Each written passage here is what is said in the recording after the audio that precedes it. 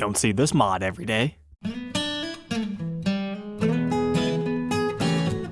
Welcome back, Troglodytes, to your daily dose guitar information, the Trogly's Guitar Show. We're going to start tonight's episode off with two guitars located in Switzerland by Ammons Vintage Guitars. Well, first off, for a frame of reference, this is what the guitar started life as. A melody maker, and it had a humbucker in the bridge. It only had a single volume knob. The output jack was literally located on the pickguard. It's a single wrap tail piece. It utilizes the tiny Melody Maker headstock, which is just the regular Gibson headstock but without the additional wings. And it has a flat satin finish. At least it's still a set neck, so it was one of those affordable Gibson USA models. But it's very bare bones, so it's not that uncommon to see these things get highly modified.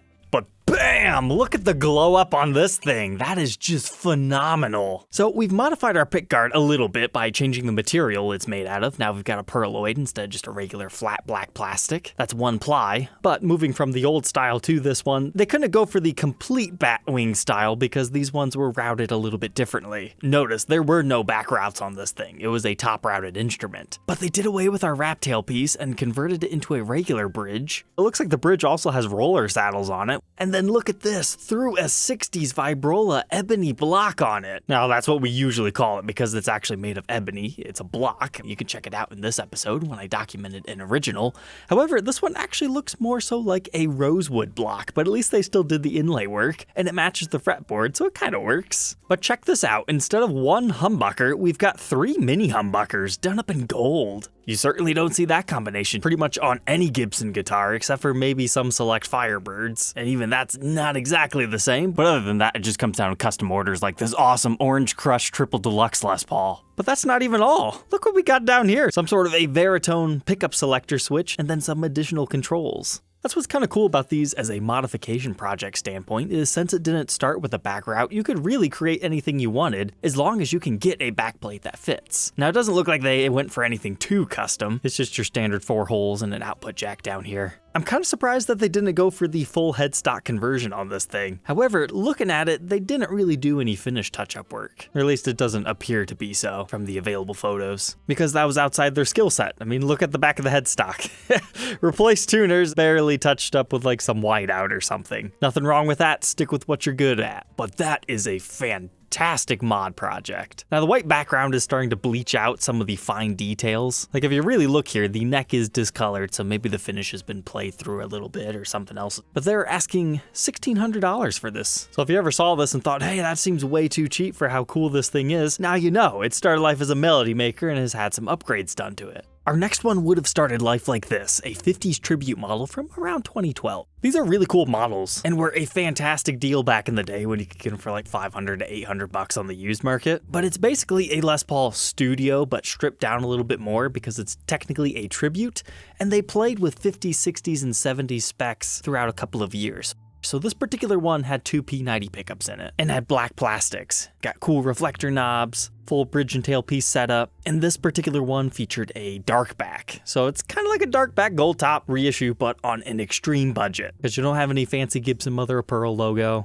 but it's still set neck, all that good stuff. Great bare bones rocker. So we went from this to this. Oh yeah, so we went from like late 56 vibes, now kind of taking it back to 54s, because this is not triple P90s like you were probably thinking right away. They did add another middle P90, but it's the neck pickup that is different. That's one of the Alnico 5 staple pickups, you know, like the 54 Customs. Now normally those pickups are huge, which would require additional routing in your guitar. However, there are modern day ones that are created to be within the same route as a regular P90. This particular one being a Roswell Alnico staple pickup. Which, looking on their website, yep, that seems to be the case. They probably didn't have to enlarge that route at all. And oh wow, those are actually relatively inexpensive. Most staple pickup reissues are like $300 plus. But outside of that, we've got a new pickguard on here, likely intentionally cut for 3 humbuckers rather than 3 P90s, but then they threw a Bigsby Vibramate unit on here. So if you don't like the Bigsby aspect of this, you could remove that. You just might have some light scuffing on the top. But now we've got the vintage 54 style knobs, and just like our other one, the headstock was left alone except for an upgrade of the tuners. In this case, they're Godos, with mild finish touch-up of the existing screw holes, and some light play wear on the neck. But the back's actually pretty good. And it's just looking like a whole lot of fun for a little bit of money. They're asking $2,000 for this modification project, which does seem a little bit much to pay for a tribute, but people do it in the mod collection, so maybe it'll speak to someone. But our next one, we need to go back to the USA, to Tennessee. Quinn Customs posted this thing for sale. It's a beautiful Blueburst Les Paul. You don't see those too often, except for maybe the Les Paul Goddess series.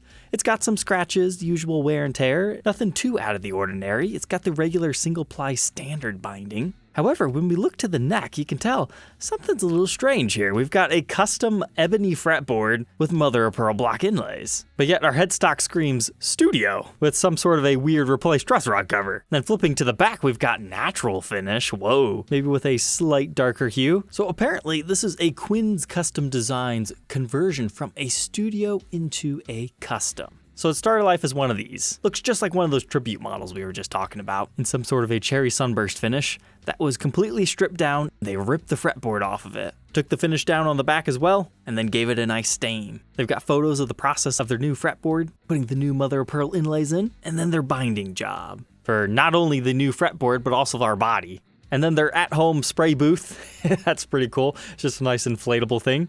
I've got to say, that burst paint job turned out phenomenally, especially for an at-home project. But it looks like, maybe some of the finer details didn't quite get right, like the scraping of the finish off the binding. Looks a little sloppy in this area. If you were to compare a regular Gibson Les Paul Custom end of the fretboard to this, it's very apparent that they're not exactly the same. And then there's something about this photo that doesn't quite look right to me either. So this is one of those ones where I just caution you buying refinished guitars online because they may look pretty, but then you get them home and they might not feel as good as you want them to, but maybe looks can be deceiving. But all things considered, this guy wasn't asking like $3,000 either. It was only $1,500. So if you had to do a little bit of finish touch up or a little bit more of the fine details, can't go wrong. That thing was awesome. But how about this for a modified studio? We've got some sort of gold finish with nickel and chrome mixed hardware, including our 3 pickups, but then we have a bound fretboard with trapezoid inlays. Then get to the headstock and you've got the classic antique vibes going on, meaning you have single band binding around it and the crown logo. And our truss rod cover reads custom. That's looking like Gibson quality work here. Was it actually modified, or is this a factory original? Well, it's got a very interesting serial number, custom shop style, but this screams Gibson USA production. What is the story of this one? According to the seller, this is an employee model made at Gibson in the heather poly finish, and it's a one of one. The original owner of it called it his robot, and he worked from Gibson between 2003 and 2019, and he had some pretty cool custom electronics within it. Now, I have heard of anniversary model guitars for employees, so there might be some truth to that story, but if he called it his robot, it actually makes a lot of sense. This might have just been a leftover robot neck, because a lot of those also had these bindings, it had the ebony fretboard, and then all they had to do was customize the body. And also keep in mind, there were more robot guitars than just the initial run. They later did them in other colors too. So it's not like, yay, that's a limited edition one neck put on something. Not necessarily. But you can see what I'm talking about here with our headstock style. Now, as far as the ink stamp serial number, sometimes that can be for a specific date, like maybe their birthday or when they started working at Gibson, or perhaps even what day it was made, like May 24th, 2016, or some other secret code. They're asking nearly $5,000. I think this one would take a special buyer for. But check out this one by Rat Rod Guitars. I had to click on this because for $2,500, this is stellar. Now, I swear, I've seen one of these things before. Maybe it was this exact guitar, or maybe it was a limited run. It's got a really cool silver burst-like appearance mixed all over the entire guitar, and then you get all the flame figuring. And it's complemented with these new kind of silver-looking pickup rings, although they're definitely Epiphone style, not Gibson style. They're a little bit too wide in this department. But then, we got natural back and sides that look like they're satin, with really yellowed inlays on an ebony fretboard. But then, hey, look at that headstock. We were just talking about those things. The classic antique style and or robot. Got our crown inlays, single ply binding. And then, hey, would you look at that? We got a stinger on the back of the headstock with locking Godot tuners. A serial number on this one dating to 2005. So it is at this point where I went to the description to figure out the full story. This started as one of the limited edition 2005 Manhattan Midnight limited edition Les Pauls. They made 275 in that particular run that year. He took one of those, completely stripped it down to the bare maple and mahogany, and he highlighted the flames with a black dye, as we were seeing there, and then finished it in this light smoke color, and he's saying there's light hints of blue in there as well. He just did a hard wax oil rub to highlight the grain on the back, and he glossed the top of the guitar. and did the neck in a satin sheen. So basically what we're saying here, it is a completely reworked guitar, but this is one of those rare times where that top, this guy did an awesome job, love it. And the satin finish on the back and sides, that's just a player's choice. If I was going to critique something, most Stingers have a little bit of a swoop to them rather than a complete straight edge, and it could just be because the stand is making it look straighter than it is, but it's coming a bit to a sharper point than I normally see Gibson do. But if you want to add this one to your gigging arsenal, as I said earlier, $2,500, not that bad of a price if you like everything that you see. Next up, we've got one from Bulgaria. I initially saved this one because something has happened to this poor RD Custom.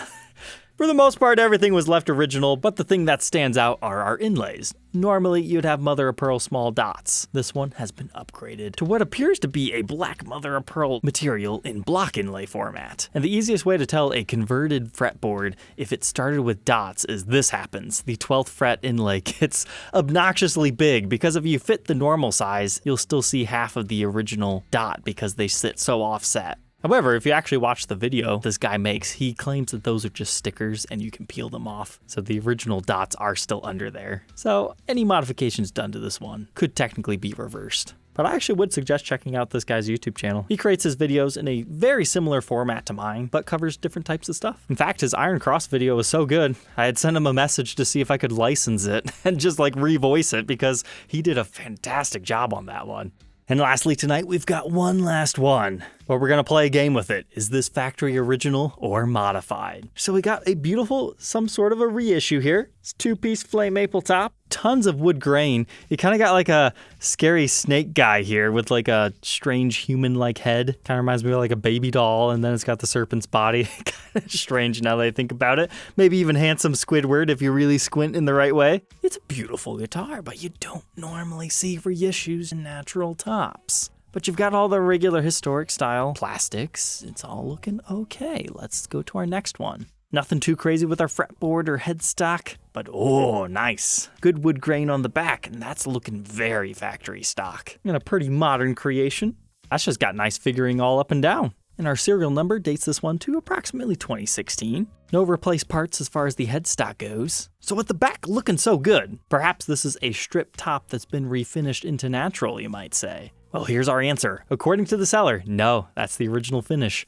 Natural burst, as he calls it. However, the pickups have been changed to Seymour Duncan Custom Shop Joe Bonamassa's, which are kind of expensive all on their own. So that's a pretty cool R8, because usually R8s don't have that good of a top. But how much are they asking? $5,600 plus $300 shipping from Thailand. Now within the Thai market, that might be an alright deal, but if you're not necessarily tied down to the Joe Bonamassa signature pickups, or you don't necessarily care about that exact wood grain, I would honestly just suggest doing a made to measure of a brand new 1958, because a 2016 versus a 2023 and or 24, whenever they make it, you would probably want the newer guitar, and then you could pick your own top. And since these are only running $5,300, I'm sure it wouldn't cost you that much more to have the natural finish and pick your own flame top. So it would be about the same price. If you don't mind waiting about a year, there's definitely trade-offs there if you have to have the natural top 58 reissue. Alright, Troglodytes, I hope you enjoyed tonight's episode. Don't forget to like, comment, and subscribe, and we will catch you tomorrow on the next episode. Take care.